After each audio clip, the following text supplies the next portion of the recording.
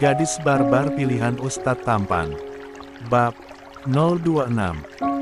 Yulia tidak peduli dia sekarang sendirian di jam 8 pagi ini, di mana semua murid SMA Cakrawala pasti sudah belajar.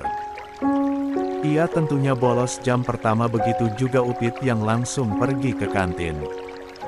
"Oh, nikmat manakah yang kau dustakan?" serunya mengelus buah mangga muda yang kembali ia petik.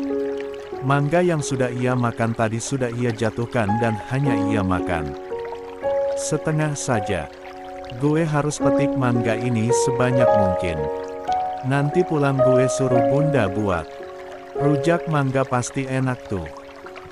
Memikirkan rujak mangga buatan Bunda Sarah membuatnya tanpa sadar meneteskan air liurnya sampai jatuh ke tanah. Ia tidak sabar untuk pulang. Selain duta Indomie nomor 1, Yulia juga menyukai mangga muda. Sehari tanpa mangga muda ataupun Indomie, dunia cerianya sirna. Tengah asik memetik mangga muda dan dia masukkan ke plastik merah, tiba-tiba dari bawah terdengar suara seseorang. "Astagfirullah. Lo lagi ngapain di atas pohon?" Yulia memutar bola matanya saat melihat pria memakai seragam putih abu-abu memergokinya maling mangga. "Aduh sorry bro, gue maling mangga sekolah lo karena mangga di sekolah gue udah abis dimakan kalong," sahut Yulia dengan jujur. Tentu saja kalong yang dimaksud adalah Yulia sendiri. Dia setiap hari mencuri mangga milik kepala sekolah dan berakhir mangga itu tidak berbuah lagi. Sekarang pohon mangga SMA Cakrawala berbuah dan ia tidak mungkin menyia-nyiakannya begitu saja. "Turun. Lo perempuan gak baik, lo manjat. Dan jaga sopan santun lo, gue lebih tua dari lo," teriaknya dengan suara kencang. Galak sekarang kakak kelas ini, pikir Yulia ikut kesal. "Situ kok ngatur anjir. Ini mangga bukan milik lo Ege, tapi milik Allah. Allah memberikan makanan di dunia ini secara cuma-cuma, berarti gratis dong." "Astagfirullahaladzim, lo perempuan tapi bahasanya tidak sopan. Turun sekarang." Yulia terakhir kali memetik mangga yang terlihat di matanya paling besar, namun sayangnya batang pohon yang harus ia lewati kecil. Jika nekat maju mengambil mangga besar itu, ia takut batang pohonnya patah. Namun demi mangga besar nan menggiurkan itu, dia akhirnya nekat maju. "Ya Allah, apa yang mau lo lakukan? Hei, batang pohon itu nggak kuat untuk menahan tubuh lo, turun sekarang," seru pria itu. "Menjauh dari sana." Yulia abai, dia sedikit lagi sudah akan mengambil mangga yang sejak tadi hanya mangga inilah yang berukuran besar, dan berhasil. Ia berhasil memetiknya, namun batang pohon itu tidak bertahan lama saat yang ia injaki mulai patah. Krek. Yulia ingin menjauh tapi sialnya ini terlalu cepat dan ia harus jatuh dari pohon yang lumayan tinggi dan jika terjatuh mungkin tubuhnya akan terasa sakit. Sambil memeluk plastik merah yang berisikan 5 mangga muda, Yulia memejamkan kedua matanya, ia sudah pasrah jika terjatuh. Tapi tunggu, kenapa ia tidak merasakan sakit apapun? Kedua matanya seketika terbuka sempurna, dan tatapannya terpaku pada wajah tampan pria yang menangkap tubuhnya. Pria yang meneriakinya untuk turun ternyata memiliki wajah tampan. Lalu tatapannya jatuh pada bibir merah alaminya yang bagian atas sangat tipis sedangkan bagian bawah agak tebal. Kemana aja dirinya selama ini, ia baru tahu di sekolah tempat kakaknya menempuh pendidikan ada cowok setampan ini. Bukannya baru tahu, Yulia lebih fokus mengincar para cogan di sekolahnya, dan mengabaikan para cogan SMA sebelah sekolahnya. Yulia ingin menyentuh pipi putih pria ini, tapi sial dia malah dijatuhkan ke tanah, berakhir pantatnya sakit. Buset, sakit banget coy. Ringisnya memegang pantatnya, lalu menatap tajam pada pria yang menjadi pelaku dirinya seperti ini. "Sial, lo tangkap gue saat mau jatuh dari atas pohon tapi kenapa lo jatuhkan? Anjir sakit." Banget. Bangke. Pria itu mundur menjaga jarak seraya beristighfar. Maaf, lupakan kejadian ini. Sekarang, pergilah ke sekolah lo. Lo dari sekolah sebelah kan. Bibir Yulia manyun, dia merentangkan tangannya meminta untuk dibantu berdiri, tapi pria itu semakin mundur menatapnya dengan pandangan ngeri. Apa? Kenapa? Dirinya hamakah sampai membuat pria itu takut padanya. Pada akhirnya Yulia berdiri sendiri sambil merentangkan kedua tangannya ke atas. Seketika tulang di tubuhnya bersuara. Wah, sebenarnya lo juga mau maling mangga kan? Ini masih jam kelas dan lo bolos. Tentu aja lo datang ke sini untuk maling. Tudingnya. Astagfirullahaladzim, gue nggak kayak gitu. Jangan suzon ya. Gue kesini karena ingin pergi ke musola untuk salat duha karena disuruh sama sahabat gue. Yulia mengerjap lalu tertawa kencang sambil memegangi perutnya. Anjir, ternyata lo mirip banget sama kakak gue ya yang selalu mengerjakan salat. Salat apalah itu di pagi ini. BTW kakak gue juga sekolah di sini loh. Pria yang sejak tadi memasang wajah datar itu tidak menanggapi perkataan anak dari sekolah sebelah. Dia mengambil plastik merah yang berada di dekatnya. Mangga ini bukan hak lo, ini mangga milik kepala sekolah beliau yang tanam sendiri. Jika lo mau izin dulu padanya, untuk sekarang gue akan memberikannya pada Capsek. Tentu saja hal itu membuat Yulia tak terima. Dia mendekat lalu berusaha untuk mengambil plastik miliknya. Anjir, lo memang ganteng tapi lo cepu juga ya jadi orang. Kembalikan sekarang, itu mangga udah jadi hak gue yang metik susah-susah anjir. Tinggi tubuh Yulia 155 cm sedangkan pria lebih tinggi darinya. Ia hanya sebatas dada. Pria itu otomatis ia kesulitan untuk mengambil plastik yang pria itu angkat tinggi-tinggi. Kembaliin anjir. Itu punya gue sekarang. Astagfirullahaladzim, mulut lo benar-benar nggak pernah didik ya. Yang sopan jika bicara dengan yang lebih tua dari lo. Tegur pria itu memasang wajah galaknya. Apa? Situ nggak perlu gue sopanin kalau lo sendiri seenaknya main ambil mangga punya gue. Yulia memang memiliki tubuh pendek tapi dia barbar, dan dengan ide liciknya dia berjinjit lalu menggigit lengan pria itu dengan kencang. Otomatis plastik merah yang dia genggam terjatuh.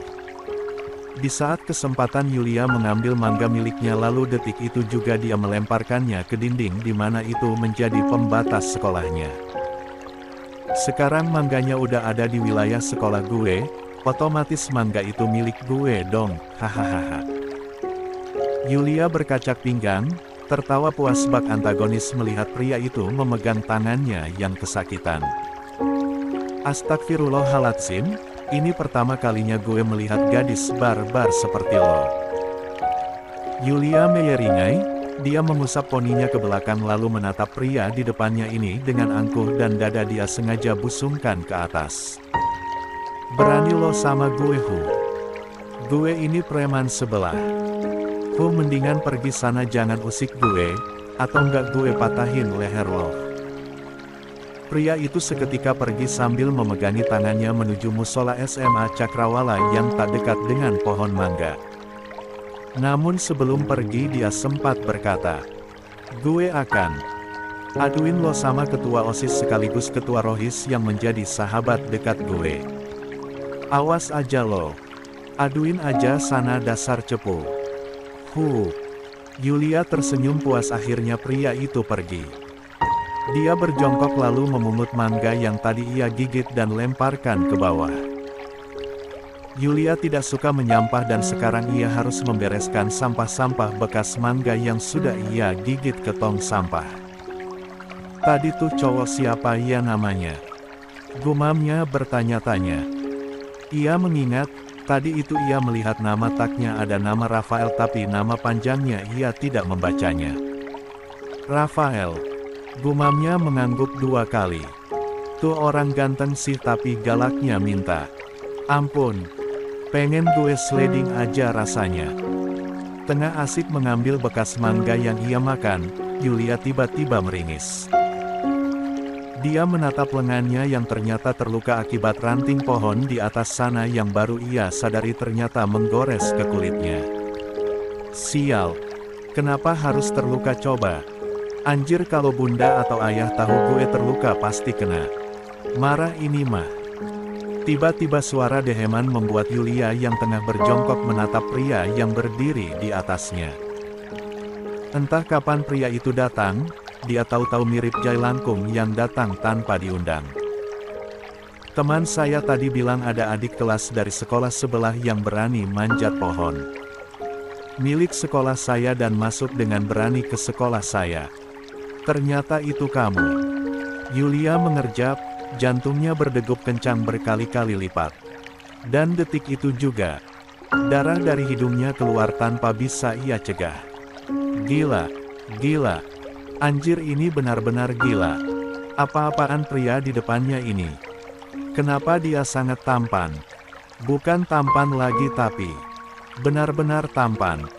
Melebihi pria bernama Rafael tadi. Hidung mancung, bibir tipis berwarna merah alami, alis tebal dan model rambut dibelah. Dua terlihat sangat rapi. Dan yang terpenting pria ini memiliki wajah kearab-araban. Yulia yang penyuka cogan tentu saja terpesona dan sekarang hidungnya mengeluarkan darah saking terpesona pada ciptaan Tuhan yang satu ini. Dibandingkan pria tadi, pria ini jauh lebih tampan dan tak tertandingi. Bahkan para cogan di sekolahnya mungkin akan kalah saing. Astagfirullahaladzim, hidungmu berdarah. Seru pria itu dengan panik. Yulia menengadahkan kepalanya ke atas lalu tertawa canggung. Ah, ini udah terbiasa. Lo tampan banget, boleh minta nomor WhatsApp-nya enggak bro? Jangan nolak gue, tipe cewek yang nggak bisa ditolak. Pria itu tersentak lalu mundur menjaga jarak. Menatap horor gadis di depannya ini yang berusaha mendekatinya. Nama lo siapa BTW? Kenapa menjauh? Oh, lo dek, dengan ia lihat wajah gue yang cantik nan cetar membahana ini.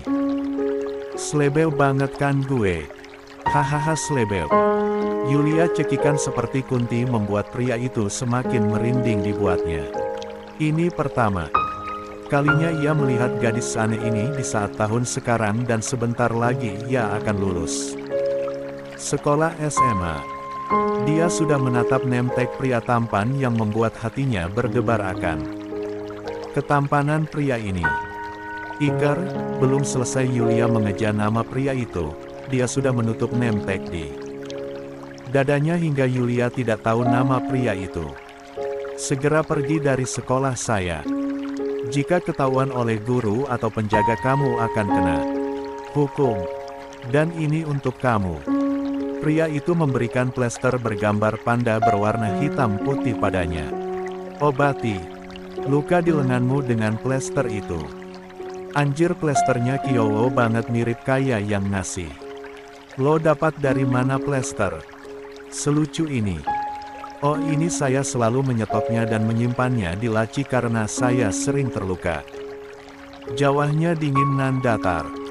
Kamu sepertinya tipe orang yang selalu terluka karena sikap aktifmu ini.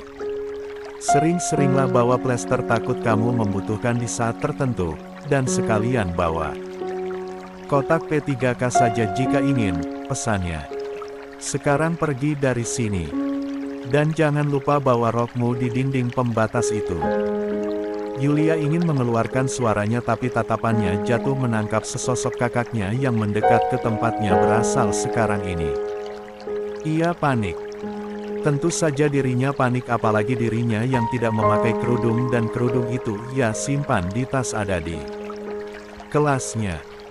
Tanpa mengucapkan terima kasih, Yulia memasukkan plester pemberian dari pria ini ke saku celananya. Lalu dia naik ke batang pohon dengan sangat mudah. Sesaat kemudian, melompat ke dinding pembatas dan berhasil. Pria yang sejak tadi melihat tingkah gadis ini hanya bisa terpaku. Dia seperti monyet yang lihai bergelantungan di pohon dan melompat. Sampai akhirnya untuk pertama kalinya dia tertawa tanpa sebab hanya karena melihat tingkah laku perempuan aneh itu. Wajah perempuan itu mengingatkannya pada sosok anak perempuan yang dulu menjadi teman bermainnya. Duk, Yulia tersentak dari lamunannya akan masa lalunya saat keningnya kini mendapatkan jitakan dari seseorang.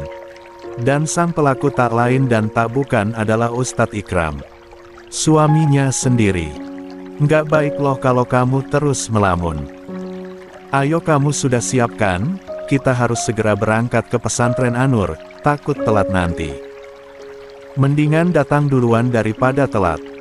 Soalnya saya tipe orang yang selalu tepat waktu. Yulia mengerjap lalu menatap plester di jari telunjuknya yang sudah dipasangkan oleh Ustadz Ikram. Tunggu, ia tadi melamun saat suaminya ini memegang pinggangnya dan berkata, "Kalau gitu apa kamu berani mencegah saya untuk tidak menciummu?" Ustadz tunggu. Yulia menarik ujung abaya hitam suaminya yang akan keluar dari kamar. Terlihat kedua ujung telinga suaminya memerah. Sepertinya suaminya tidak bermaksud berkata seperti itu. Dia kelepasan. Lupakan masalah itu. Yulia lebih penasaran dengan plester panda yang diberikan suaminya padanya, sangat sama dengan pria yang memberikan plester di masa lalunya. "De dalam, Zaujati," sahut Ikram, gugup. Dia malu sendiri mengenai tindakannya. Beberapa menit tadi, Yulia menunjukkan jarinya yang terpasang plester. "Ustadz, plester ini mengingatkan gue pada seseorang." Dan setelah diingat lagi, Ustadz sangat mirip dengan pria yang pernah memberikan benda ini ke gue 7 tahun lalu. Ustadz Ikram tersenyum mendengarnya. "Kamu belum juga sadar jika dulu pria yang memberikan kamu plester itu saya." "Deh." Yulia terpaku. "B berarti pria itu adalah Ustadz yang pernah kasih plester ke gue." Ikram mengangguk sambil mengelus kepala istrinya ini dengan gemas. "Kok bisa? Dan kenapa gue baru sadar jika pria itu adalah Ustadz?" Yulia tipe orang yang melupakan sesuatu yang tidak penting untuknya ingat. Jelas dia lupa dan ingat ketika dirinya merasa dehavu dengan plester bergambar panda ini. Tentu saja bisa. Tidak ada yang mustahil di dunia ini. "Apa kamu tidak ingat dulu kita teman kecil loh, Zaujati? Saya baru ingat beberapa hari lalu saat Umi Husna pernah menceritakan masa lalu saya saat kecil. Tepatnya 12 tahun lalu di saat usianya 13 tahun sedangkan usia Yulia saat itu masih seumuran bocah SD. Mereka pernah bertemu dan menjadi teman walaupun cuman beberapa hari saja." Yulia mengerjap, dia tidak menyangka ternyata dirinya pernah mengenal Ustadz Ikram sejak kecil. Seharusnya wajar hal itu terjadi karena kakek mereka bersahabat dan mungkin saja dulu Yulia sering bermain di pesantren. Dulu itu ia sangat dekat dengan kakeknya, dan kemanapun kakeknya pergi ia selalu ikut. Yulia tidak ingat apapun, tapi ia ingat teman pria saat ia kecil pernah bermain ayunan dengannya. Tunggu, teman bermain bersama dengannya itu Ustadz Ikram? Tidak mungkin kan? Bagaimana mungkin? Jika kamu ingat dulu kita pernah bermain ayunan. Lebih tepatnya saya dipaksa untuk menemani kamu bermain ayunan karena kakek kita berdua tengah mengobrol di sebuah pondok. Ustadz Ikram tertawa tanpa sebab, lalu melanjutkan perkataannya. "Beberapa hari lalu, kamu main ayunan di belakang rumah dengan saya, terasa dehavu rasanya." Saya jadi teringat. Kita dulu juga pernah bermain ayunan bersama. Dan juga setelah puas bermain ayunan kamu maksa saya untuk mencuri mangga milik abi saya. Mengingat kenangan dulu yang baru beberapa hari ini ia ingat membuat Ikram tersenyum lebar. Masa kecilnya sangat menyenangkan ketika ada gadis kecil yang harus ia Temani karena kakeknya mengobrol dengan kakek Haga, dulu. Alasan saya bisa naik pohon tapi tidak bisa turun itu karena kamu dulu, Zaujati. Kamu meninggal saya dan membawa tangganya ketika saya sudah memetik mangga. Saya benar-benar ketakutan saat itu karena tindakan nakal kamu, untung saja saya bisa turun karena Bang Hilmi datang dan membawa tangga yang kamu sembunyikan walaupun begitu saja harus menunggu setengah jam di atas pohon. Dari kejadian itu saya tidak bisa turun ketika naik pohon karena trauma. Sedangkan Yulia masih terpaku, tidak menyangka akan alur dirinya ini. Jadi ia menikah dengan teman masa kecilnya dulu dong. Yulia ingat, dirinya cuma berteman dengan pria masa kecilnya beberapa hari saja, setelah itu dirinya tidak bermain lagi karena ayahnya menyuruhnya untuk tidak ikut dengan kakek dan lebih baik belajar bersama kakaknya di rumah. Kamu ingatkan? Pancing Ikram membuat Yulia tersadar seketika. Ia ingat walaupun dikit. Bibir Ikram tersenyum seketika. Dulu kita begitu dekat. Saya tidak ingat itu kamu. Waktu kamu masih SMP dan mencuri mangga sekolah SMA Cakrawala saya pun lupa jika kamu teman masa kecil saya. Tidak menyangka rasanya Allah kembali mempertemukan kita berdua melalui ikatan pernikahan. Maafkan saya sempat melupakanmu, Zaujati. Ngapain suaminya ini minta maaf coba? Sorry nih ya Ustadz. Okelah gue teman masa kecil Ustadz. Tapi perasaan gue masih tetap sama. Nggak ada yang berubah. Dan nggak akan pernah berubah. Yulia tidak mencintai suaminya. Baginya kenangan masa kecil itu tetaplah masa lalu, tidak akan merubah perasaannya ini. Cukup baginya jatuh cinta pada Arthur yang membuatnya telah patah hati, tidak ada yang kedua. Lah siapa yang meminta kamu untuk merubah perasaanmu? Ikram terkekeh kecil lalu mengelus kepala istrinya, penuh sayang. Saya hanya ingin kamu sadar jika kita pernah berteman baik. Dan, mengenai perasaan, tidak masalah kamu tidak memiliki perasaan cinta pada saya. Tapi saya yakin kamu akan mencintai saya. Entah itu kapan, tapi yang pasti akan terjadi. Ustadznya ini percaya diri sekali. Ia tidak akan luluh padanya. Dan tidak akan pernah